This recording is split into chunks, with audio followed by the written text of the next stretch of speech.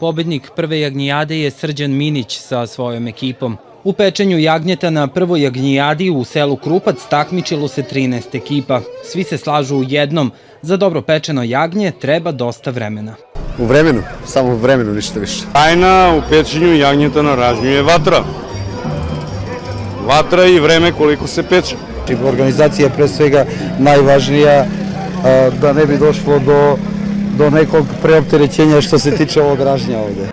Proizvode domaće radinosti izložilo je 32 izlagača u Seoskom domu kulture. Kupus, alevu, krastavac, ljute, ono što proizvodimo i što naše domaćinstvo posjeduje. Ovo je domaća prirodna rakija, imate razne vrste rakije. Karakteristično krupačko jelo je sarmica sa podrobicom od maramice, od jagnjića.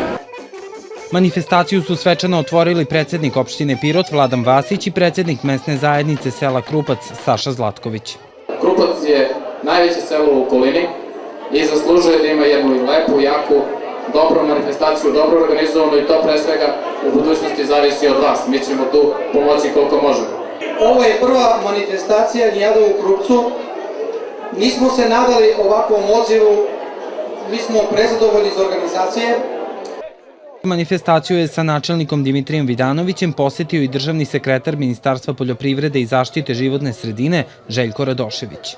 Manifestacija je samo jedan korak u tom pravcu koja treba da promoviše ovčarstvo i stočarstvo pirotskog kraja. Za ovaj kraj je važan sektor proizvodnje i prerade mesa, sektor proizvodnje i prerada mleka, ali i ostali sektori. Jagnjijadu je podržala i turistička organizacija Pirot kao i lokalna samouprava. Ova manifestacija svakako je još jedan dokaz da Piroćanci čuvaju svoju tradiciju.